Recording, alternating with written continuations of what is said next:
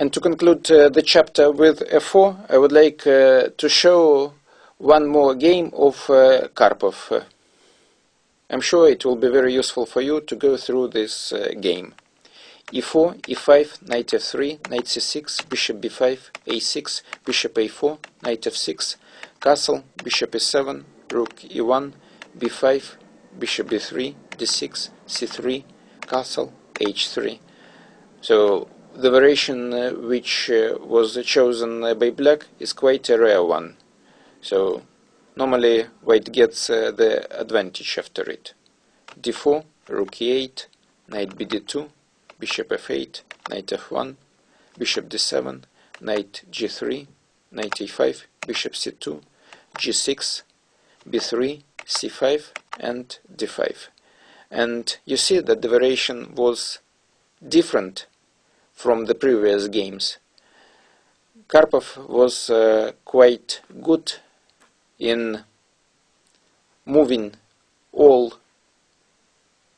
positions, all lines to the certain type, to the certain one where he knew how to play, where he was good at. So he was able to outplay his opponents everywhere quite convincingly.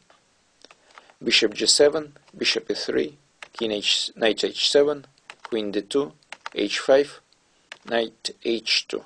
So his play in this game is quite similar. Knight b7, rook ac1, a5. Before proceeding to the active play on the king side, I repeat, it is always a good idea to secure the opposite side of the board in order to prevent the counterplay of the opponent. That's why white is playing a3. Queen b6, king h1, b4. So this is the only way to try to get a counterplay on the queen side by black. So now white is forced to take on b4, a b4, and now c4, closing the position. The line A remains open and in black hands, but black cannot use it optimally because there is only weakness in white position, and it is the pawn b3. So after rook a2, queen d1, white starts to regroup his pieces in order to put them on the best places, and only afterwards he plays f2, f4. Rook a e8, rook f1, queen d8, knight e2, bishop f6, knight f3, king h8, rook b1, queen a7, knight c1. So the rook is being chased away. Rook a3. I would prefer to play rook a1 because exchanges usually are in favor of the side who has less space here, and it is clearly that white has a space advantage in this position, so exchanges are good for black. But of course it is unquestionable, white advantage is huge. Rook a3, knight d3. So the knight now is an optimal place, attacking the pawn e5. So if white conducts his idea to play f2, f4, the knight on d3 is optimally placed, later supporting breaking through e5.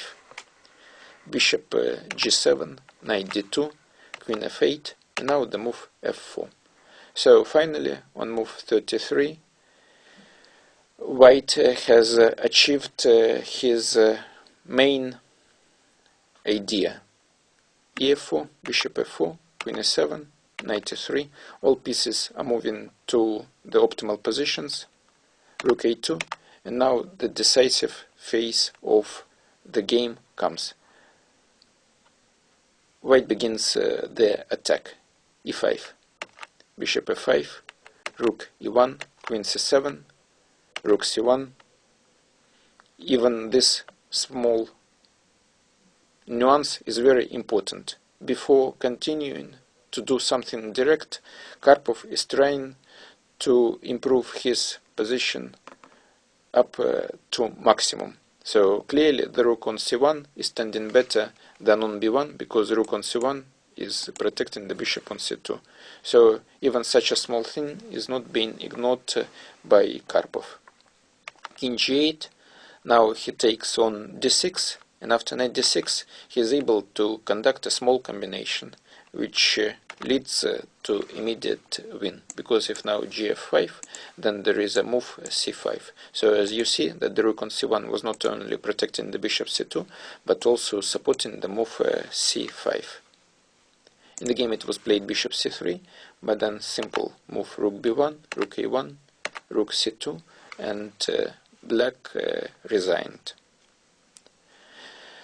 So that was the last game for the plan with the move f2, f4. So you see that it is being used in different variations in different lines, but the idea remains the same, trying to open the center, the f line, sometimes e line, and then comes the turn for the attack on the black position.